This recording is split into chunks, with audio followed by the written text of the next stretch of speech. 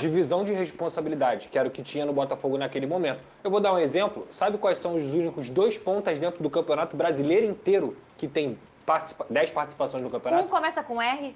E o outro com N. Rayan. E Nuno Moreira. Do Vasco. Nenhum outro ponta do Campeonato Brasileiro tem 10 ou mais participações em gols. Só Rayan e Nuno Moreira. Aí você olha os números do Coutinho, são positivos. O Verratti, que está em uma fase, ainda é o artilheiro do Brasil. O Vasco tem 2 laterais que participam de gols, tanto o Piton quanto o Paulo Henrique. O Pumita também gosta de participar de gols. Então, isso faz com que o Vasco, por exemplo, tenha um ataque igual ao do Palmeiras. É uma pena que a defesa seja uma água. Sim. Que aí você se torna um time de base intermediária mesmo. Mas a divisão de responsabilidade de gols, que era só do Verratti no ano passado, ela faz com que o Vasco hoje seja um time no setor ofensivo. O GB foi autor do gol da vitória do Vasco no último domingo. É o jogo em São Januário, o povo joga a cerveja pro alto, aquela gritaria. É caipirinha que o povo gosta. Ei, cuidado, hein? O chão tava complicado lá. 4 gols. É mesmo? Ficou caro, né? Mas por trás dele existe um amigo que estava com ele antes dele se tornar profissional e que falava que o atleta ia fazer sim um gol importante para o Gigante da Colina. O Flávio Vinick foi lá, encontrou esse amigo do GB e vai contar essa bela história pra gente, Rodolfo.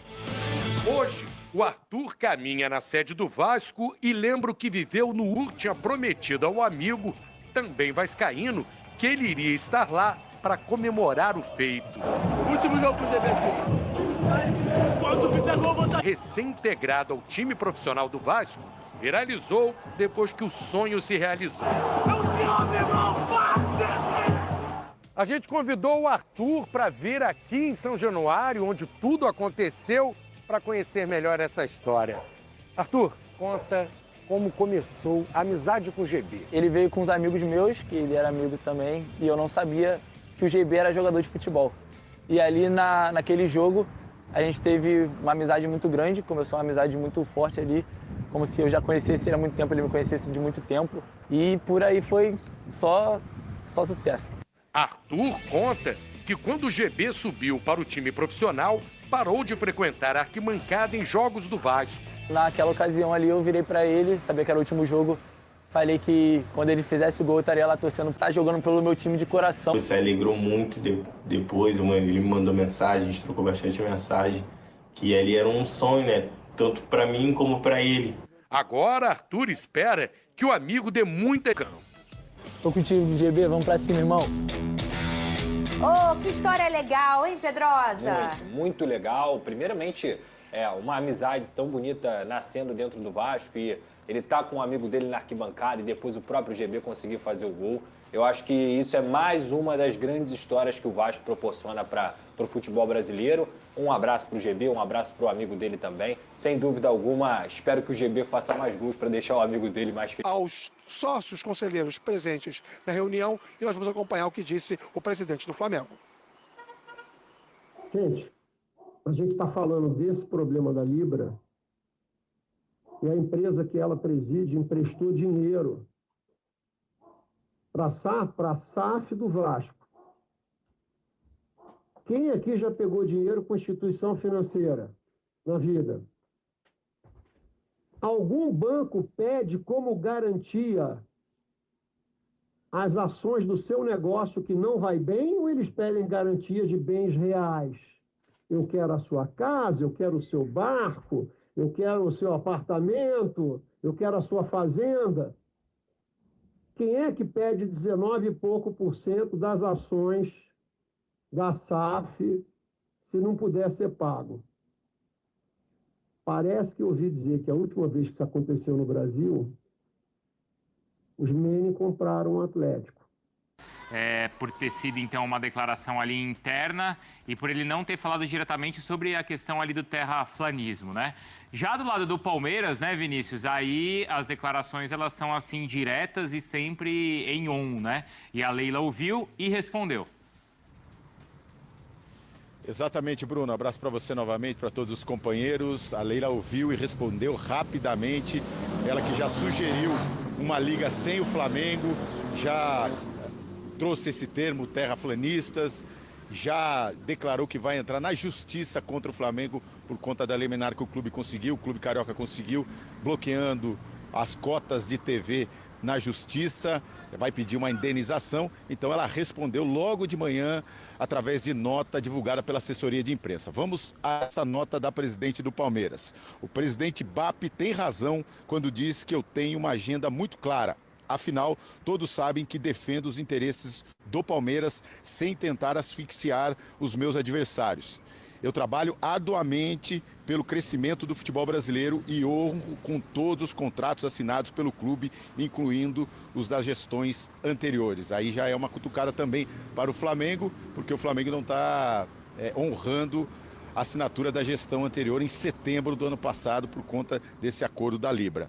E ela segue na nota. Quanto à insinuação do presidente BAP sobre o boato que estou comprando o Vasco, ele pode ficar tranquilo. Não estou comprando o Vasco, aliás, não estou comprando o Vasco, nem a Netflix. Essa é uma referência, uma declaração do presidente do Flamengo em 2014, quando ele era presidente da Sky, dizendo que poderia comprar a Netflix. É uma insinuação aí da presidente do Palmeiras, mais uma cutucada ao presidente. A guerra está Foi na movimentação do Vinícius Júnior, a troca de passe e domínio, né? O passe e o domínio entre ele e o Lucas Paquetá. Tá ali também o Lucas Beraldo, do PSG, o Richarlison. Por isso, são imagens inéditas do BTB Esportes. São as primeiras movimentações da seleção brasileira. Tá aí Gabriel Martinelli também, ao lado do lateral esquerdo Caio Henrique, e toda a movimentação. E o PH, Paulo Henrique, são as primeiras movimentações. Daqui a pouco vou trazer um compilado. Nosso querido Marcelo Marinho, da Litoral News, preparou.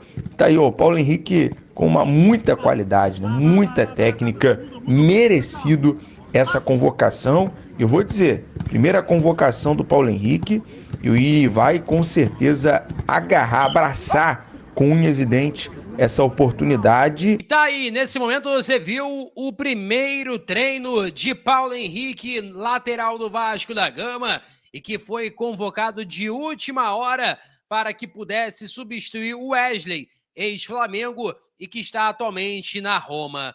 E você viu um pouquinho aí a polêmica envolvendo a equipe do Vasco da Gama, Palmeiras, Flamengo, Libra, uma polêmica gigantesca. O BAP foi para cima, que é o presidente do Flamengo, foi para cima da Leila e acabou citando a equipe do Vasco da Gama sobre a questão do empréstimo da Crefisa para o Vasco e que ficaria com 20% das ações da equipe do Vasco da Gama, da SAF do Vasco da Gama, caso o Vasco não pagasse esse valor.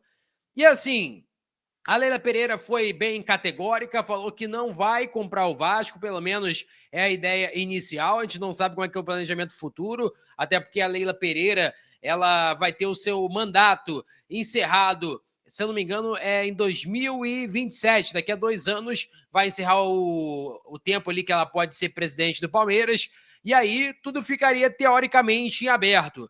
O José Roberto Lamacchia, que é o marido da Leila, conhece muito o presidente Pedrinho. Então isso aí poderia facilitar talvez para uma conversa, negociação de name right, SAF. Não sabemos ainda como que pode acontecer, mas eu também não descarto, mesmo que a Leila Pereira tenha feito essa nota oficial, falou com a ESPN e tudo mais, eu não tenho total confiança que a Leila Pereira está realmente descartada no Vasco da Gama. Eu acho que isso aí é uma situação que demanda tempo, negociações. Lógico, não tem nada até o momento. Se ela botasse, não vamos comprar o Vasco, beleza, até agora não tem nenhuma negociação, mas não quer dizer que daqui para frente não possa acontecer nada disso. Então, assim, eu acho que a gente tem que ter pés no chão, analisar com calma, porque eu não descarto Leila Pereira virar dona da SAF do Vasco da Gama futuramente. Mas, como eu falei, repetindo, por agora não tem nenhuma negociação. E eu acho que foi até um balde de água fria para alguns torcedores do Vasco, porque muitos gostam, né? Teve até várias vezes que a Leila deu entrevista, podcast, e falou assim, que muitas das vezes ela ia em São Januário, a torcida ficava cantando assim, au, au, au, tia Leila é bacalhau, cantando ali algumas músicas, fazendo referência que queria que a Leila virasse dona do Vasco da Gama, mas a verdade é que até o momento nada está feito, e a Leila, assim, é uma boa gestora, eu acho que agregaria demais para a equipe do Vasco da Gama em vários sentidos, tanto em questão de negociações, visibilidade, que é uma pessoa que chama muito, é muito marketing em cima da Leila. Então, eu acho que teria vários pontos positivos, mas se não for a Leila, o Vasco tem que ir com calma, com paciência, para achar o melhor investidor, porque não adianta você ir lá e fechar com qualquer investidor e acontecer a mesma coisa que aconteceu com a 777. Eu peço a você que deixe o like, é muito importante para o nosso canal. Acione o sininho de notificação para não perder nenhum conteúdo. Nossa meta é alcançar o mais rápido possível 70 mil e eu conto muito com a sua ajuda e também com a sua moral. Vou ficando por aqui, valeu, tamo junto e é nóis! Fui!